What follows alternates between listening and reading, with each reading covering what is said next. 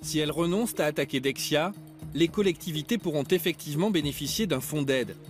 Un dédommagement plus que symbolique, 1,5 milliard sur 15 ans, près de 10 fois moins que le montant total des emprunts toxiques. À Dijon, malgré la loi de validation, un collectif de citoyens s'est mobilisé pour essayer d'attaquer la banque comme l'ont fait les autres collectivités. La ville a contracté chez Dexia des emprunts toxiques d'une valeur actuelle de 207 millions d'euros. Excédés, les citoyens investissent l'hôtel de ville pour obtenir une copie des contrats de Dexia. Ça fait 1 an et demi qu'on s'est baladé, là il faut qu'on rencontre quelqu'un. Le maire adjoint chargé des finances accepte de les recevoir, mais notre caméra doit rester dehors. Car le collectif va aborder une question brûlante. L'ancien maire de Dijon, François Rebsamen, aujourd'hui ministre du Travail, a dirigé la ville entre 2001 et 2014. Or, jusqu'en 2008, il siégeait aussi au conseil d'administration de Dexia, qui lui versait un salaire de 20 000 euros par an en jetons de présence. Le collectif citoyen veut savoir si François Rebsamen a lui-même signé des contrats d'emprunt toxiques avec Dexia. On s'interrogeait si la non-production de documents que l'on demande relatifs aux banques n'était pas liée au fait que François Rebsamen était administrateur chez Dexia, en même temps que sa collectivité souscrivait des emprunts toxiques chez cette même banque. Ils ont répondu quoi ? Oh mais non, mais pas du tout, ça n'a rien à voir. Attendez, nous, on se pose la question. 2 jours avant le premier tour des municipales de 2014, François Rebsamen a accordé une interview au journal local Le Miroir. Il affirme être irréprochable et avoir même porté plainte contre Dexia. La ville avait déjà 52% de dette Dexia quand nous sommes arrivés en 2001.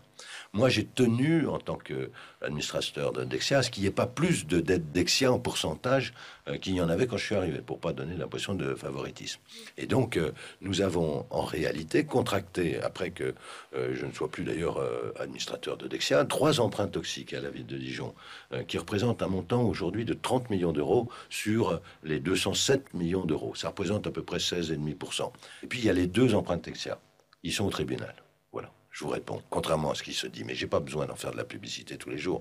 Il y a un contentieux. Moi, ce qui m'importe, c'est l'efficacité. Et ce contentieux devant les tribunaux, c'est depuis quand ? Depuis 1 an. Ok. Voilà. Après l'enregistrement, après les élections qu'il a bien sûr reporté, j'ai renvoyé des mails à la mairie, tiens, mais où est-ce que ça en est, la plainte contre Dexia, on voudrait savoir un peu comment ça avance. Il a été interpellé en septembre par l'opposition au conseil municipal où en est la plainte contre Dexia, et pas d'information, la mairie ne veut pas du tout communiquer, François Rebsamen non plus. Il dit qu'il l'a fait. Pour l'instant, on n'en a pas la preuve, il ne veut pas l'avancer, alors que ça serait tout à son honneur et que ça ferait taire toutes les critiques contre lui. Pourquoi un tel silence de la mairie et de l'actuel ministre du Travail? Nos demandes insistantes d'interview ne dépasseront jamais la barrière des services de communication. Nous avons alors tenté d'interpeller François Rebsamen lors d'une conférence à Paris. Vous filmez pourquoi? Je travaille pour Arte. Je vais poser une question à M. Rebsamen, s'il vous plaît. Sur quoi? C'est vous que j'ai eu au téléphone? Oui, tout à fait. Tout à fait. Vous pouvez arrêter de filmer, s'il vous plaît? On aimerait poser une question à M. le Oui, ministre. mais vous arrêtez de filmer, c'est pas le moment. On peut lui poser une question? Je vais voir, je vous demande de vous mettre à l'écart et d'arrêter de filmer. Encore une fois, son attachée de presse fait barrage.